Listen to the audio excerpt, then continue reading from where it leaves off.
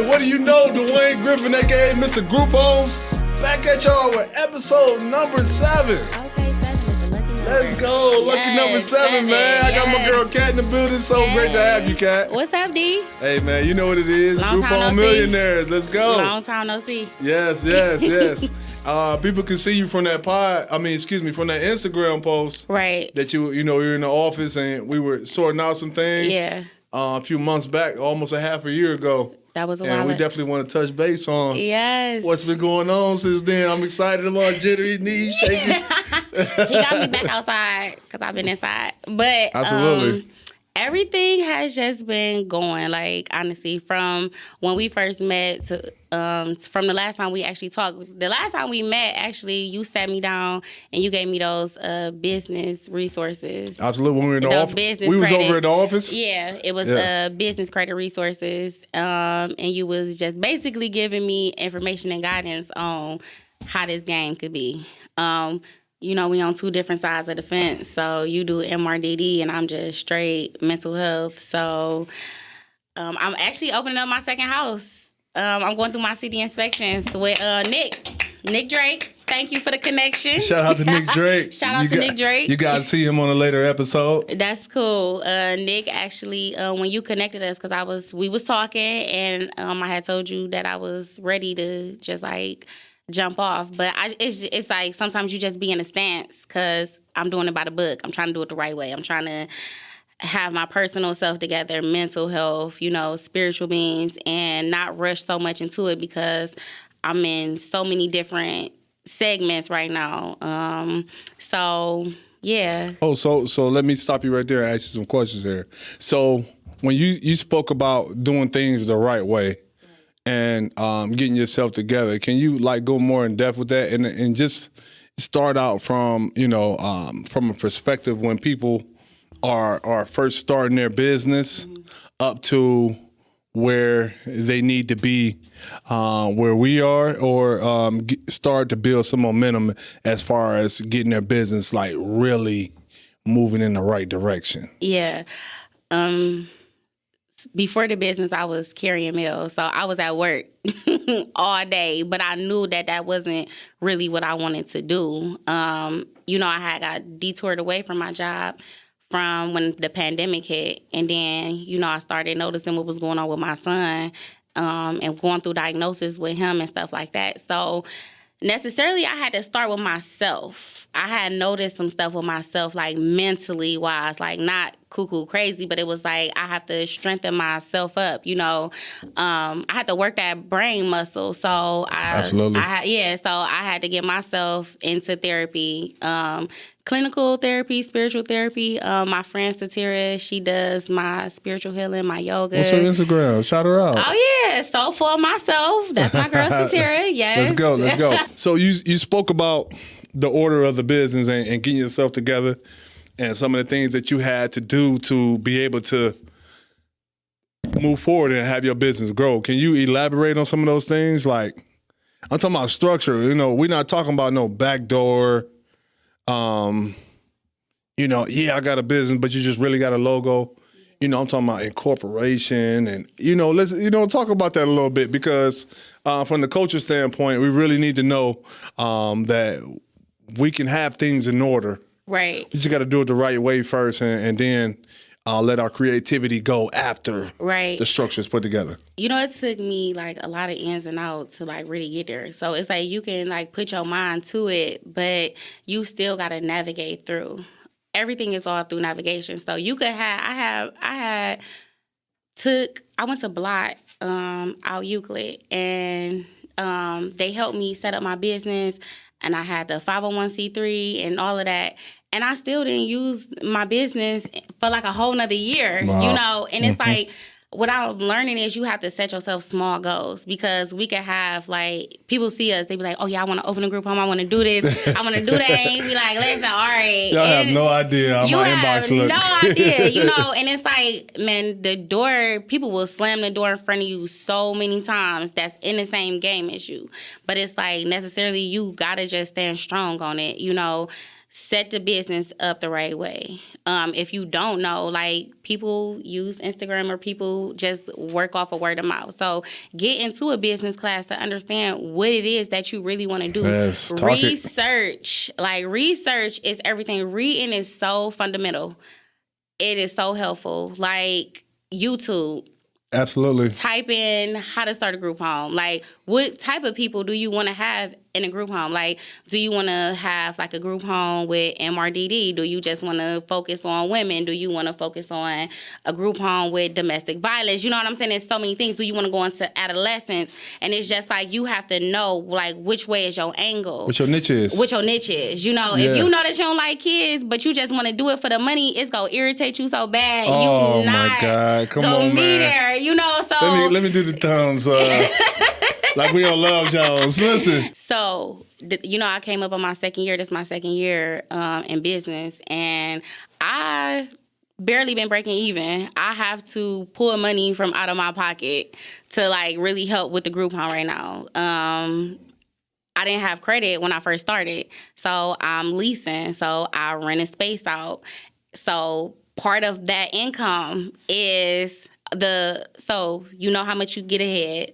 Right. So you count that. Then you have to take out rent, utilities, groceries, toiletries, because, you know, sometimes your residents, they don't budget, right? They don't take their allowance and go buy stuff. And then when they walk past you smelling musty, you like, yo, here you go. Let's go. You know, you got to keep a cubby of stuff. Absolutely. So, Kat, you brought up a few couple things that I really that stood out to me, and one was being able to know your niche and really attacking that, because me as a consultant also, I get a lot of different people that reach out to me and say, hey, I want to start a group home. But when you say group home, again, this is very repetitive that I say this, but the word group home falls underneath at least 10 plus different categories everywhere. And so when you say the word group home, it's like, all right, it says a lot to me that, one, you haven't done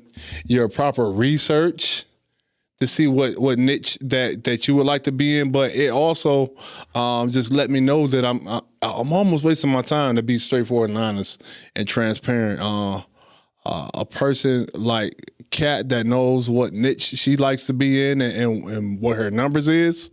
I love to work with people like you, people that really wants to have a bone thrown to them without any research. I really don't like to work with those people. You know, I'm all for the community being able to have these resources in our neighborhoods. Right. However, at the same time, if you not all in like I am and you are, Kat, right, it's not gonna work. It's not gonna work. And so I take pride in knowing my information and going from there. However, you know, love to work with my community.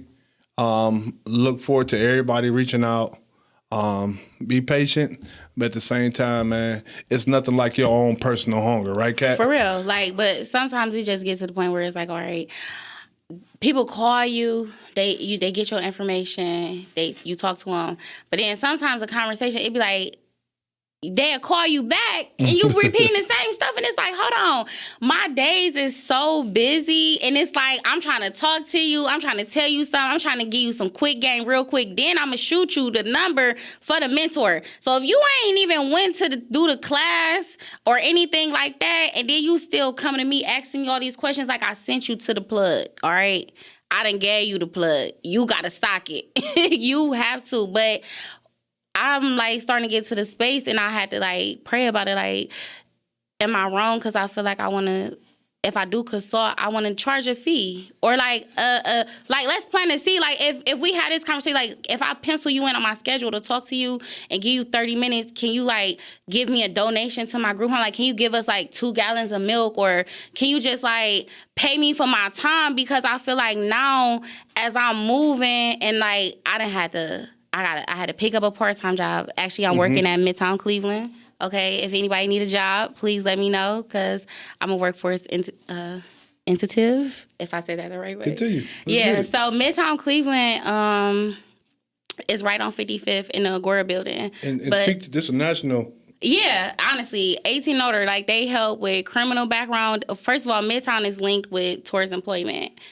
And towards employment, let me tell you guys, like they offer everything to the community. I've been going to these job fairs. Hey, they don't want it. Like we was just saying on the business end and on the economic side of working, they don't want it. It's jobs out there. It's jobs that's hiring, that's felony friendly. They're not paying $10 an hour, $12 an hour. They like paying people $17, $18. They are setting people up with trades right now. Like Cleveland has a big contract with Sharon Williams. Sharon Williams is coming downtown, and they about to put some jobs, some business, construction, and all type of stuff. So my job as a workforce organizer is to go out here. We hold community events. On the 29th, next Friday, we'll be at 6500 Huff to tell people more about it. Councilman Holmes, that's her ward as well. So, and we go out and we go door knocking. We set up, like, I'll be at Dave's on 61st and Chester. Okay. Hey, do you need a job? Do you need some information? Do you need a resource? Do you need mental health services? Do you need childcare? What do you need to help us? Because we see it. We see the mental health side. You know, I'm on both ends. I see what it's like for people to not have family or not have the resources that they need, you know, to navigate through. So it's like, let's slow this down some. Let's slow down the cycle of people being homeless. Let's slow down the cycle of people needing mental health services, and let's give these people what they really need. So Kat, you spoke about towards employment. What's crazy is my god brother, I went to a program at the Music Box with him about a month ago. Okay. And they were celebrating him. He got his CDLs through the Towards Employment Program. Known felon, was in the streets bad. Yep. And so just so happened they were highlighting a guy that was in Sober You. Yep. That's you. Abdullah. He's a chef. Okay. That lives in Sober You. And so I'm up there and I see him, you know, doing his speech and stuff, and I was just amazed with the entire program. I actually supported the program by buying a Cleveland Browns ball that was auctioned off, so we going to the San Diego game. But that's one of the many programs. And then this is the key point also that you said. Programming inside of group homes is very crucial.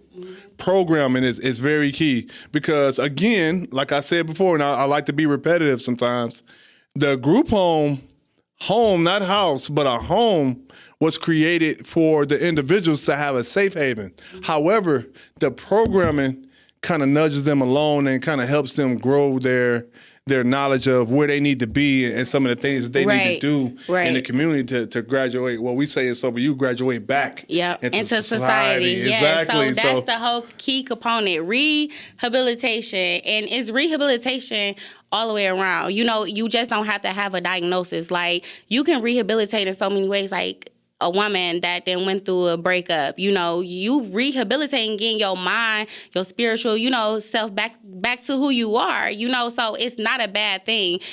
Everybody is not meant to have a business. Everybody didn't come from a family that has a background that gives you information on how to have credit, when to know how to be a woman, like when to know how to not stand up and, you know, calm down, lady. You gotta know when to hold them and when to fold them. So It's like, it's a lot of resources out here, but people don't want it, or people think that it's frowned upon because it's not what they, you know, would see. Like, it's gonna take somebody to have to go down towards employment. First of all, they gotta park. You know, they gotta be like, oh, this downtown. You know what I'm saying? We got so many excuses. But it's like, but the opportunity be there. So it's like, either you go present yourself or you not. Hey, Kat, you are spitting hot fire right now. What's you making me kind of think about when I first started, and Larice, you can understand this. I went to ECDI to get credit counseling, just because you're gonna need that credit in order to be a personal guarantor for your business. For sure. Remember, if I didn't take those small steps, and I did, I was walking through around that Buckeye area. I was walking through the park. I couldn't find the place. I was kind of behind, but I wasn't going to stop, man. You got to be obsessed. You got to do it with the process, man. Ain't that crazy? It's not crazy. the results you obsessed with. It's the process. And then you got to understand, once you get to your first goal, the process is so different every time. You go face a different storm. It's gonna be, as you elevate, it's gonna be a different level. And it's like you got to wake up and be like, it's a new day, new blessing. You know what I'm saying? Some people be like, oh, new level, new devil. Like, nah, new day, new blessing. Because at the end of the day, that storm you go through, like, oh, a couple of weeks ago, that Sunday at Edgewater, my car was stolen. And did nobody know? I was like, man, I could connect with so many people. Like, I called, but I could have just made a post, like, told my family, like, make this post. And you know what I'm saying? But I don't even feel like doing all of that. Like, I don't even like being out there like that. Like, I called who I did call. I made my couple of connections. It was like, if they find the car, they do. But Monday, I received the paper from the city saying that, I was approved for my occupancy permit for the second house because I've been trying to get this revenue, the residual income to come in, because it's like I done caught my niche, but it's like, all right, I'm building my credit. I ain't got the money, but it's like I'm working it. I'm working at Midtown. Like I'm doing this just so I could get ahead. It's so easy to go bust a scam. It's so easy to go get a payday loan. You know what I'm saying? It's so easy to go back and what's the new scam they got? Get your taxes. You getting 30 bands on your taxes. You know what I'm saying? Like, people don't understand. Like, just go file your business taxes. Like, get a legitimate business and you could get that. So I was like, ooh, this storm. I say, oh, yeah, this the new beginning right here. My car was gone, but everything fell so much into place. Like, my son's father, he was like, here, he gave me the keys to his car. He was like, I work on this side of town. I could get to work. You know what I'm saying? My friends, they was like, friend, you need anything? Like, I'm here. And I'm like, I pay my sister to get my son to therapy because, he go to therapy 3 days out of the week for 4 hours. You know what I'm saying? Mm-hmm. My coworkers at Midtown, they like, what do we need to do? No, we ain't got to do nothing. I'm about to make it to all our events. I'm about to be there. You know what I'm saying? And it's like everything just still fell in place. So when I like look up and I wake up in the morning, I just pray and I be like, God, you ain't stopped nothing like that. I had to give up that car because I valued that car. Mm-hmm. You know what I'm saying? And I had to stand on my faith because at the end of the day, like, you got to walk by faith and not by sight. That car is out of sight. So, Kat, I really want to home in on things and really want you to tell the world because it's not only just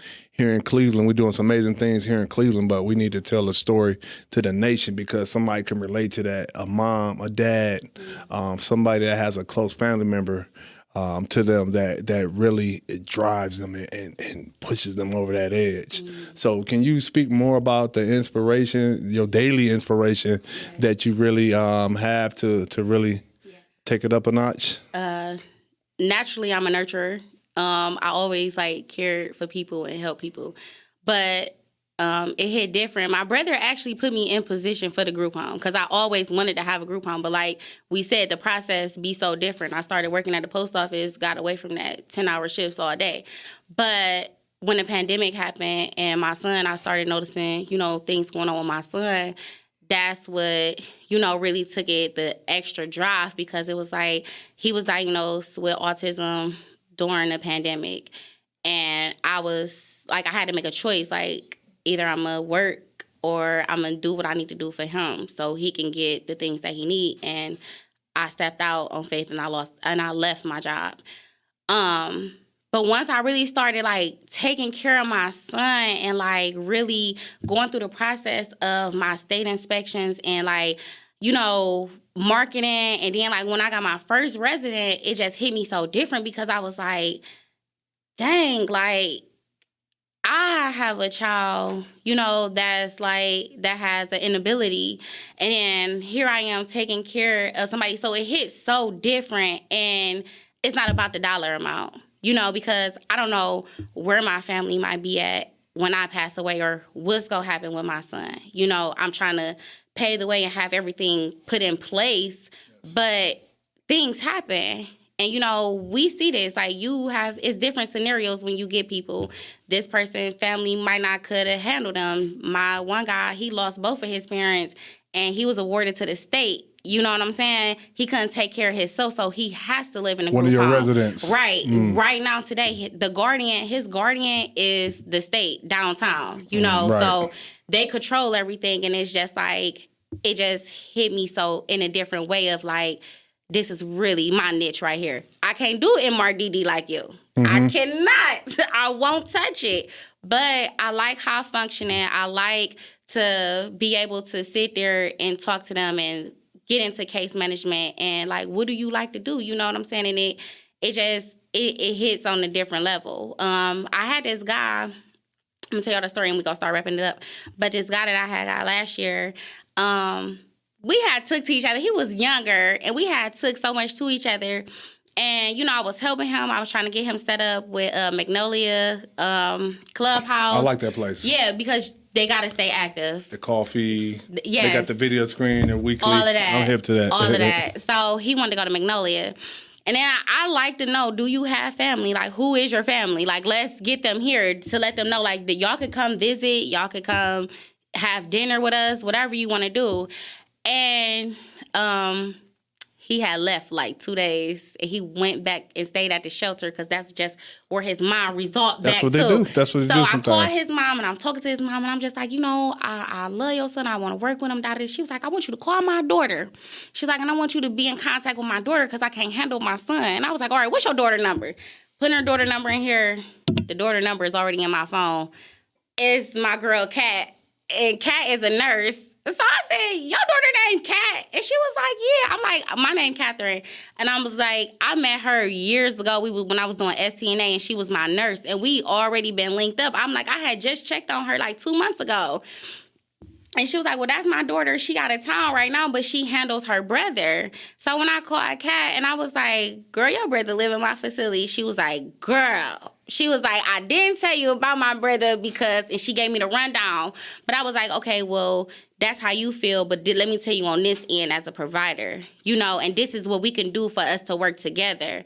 And it's just crazy, and that gave me confirmation right there. Mm-hmm. You know what I'm saying? Because if I was in it for the dollar, I would have never cared about his family. I wouldn't have cared about nothing. And you see how God brought that circle back around to whereas I put that lady number in my phone, and then this was my friend. I didn't even know that this was my friend. You get what I'm saying? And in a business, you go find out like that. You go find out that it's people that's go try to shut a door in your face, but if you know somebody else and that's connected to them, then the door will open.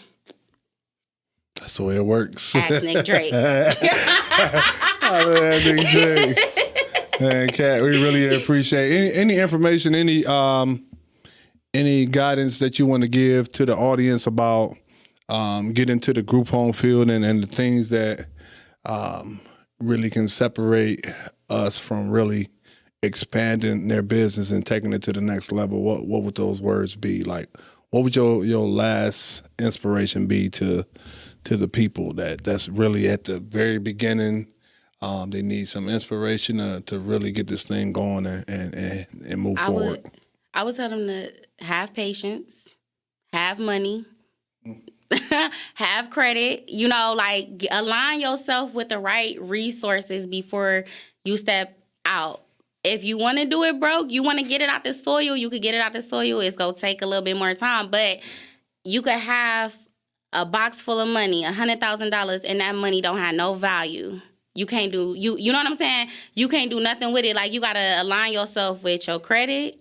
You got to align yourself with your mental health. You got to align yourself with what your niche is. Like we said, with your niche. And get you a mentor. Get a mentor. Man, Kel, you dropping jewels in here, man. Get a mentor and pray to the higher power. Whoever you want to pray to. We all serve the same person, but pray. Prayer is really what's going to help you and guide you and, like, really let you know what your path is, you know, and do what's right. Do it from the heart. Do it from the heart. And that's it. Kat, man, how can the people reach you, man? Shout out to Kat, man. They could reach me through email. Okay. Because I'm not on social media right now. My email is gmapinc2019@gmail.com. That's GMAPINC2019@gmail.com. Hey, man. Kat in the building, man. Thank you so much, Kat. Thank you I for appreciate having me. you. It was good seeing you You too. That's my girl. Likewise. All right. Appreciate it, Kat. Okay.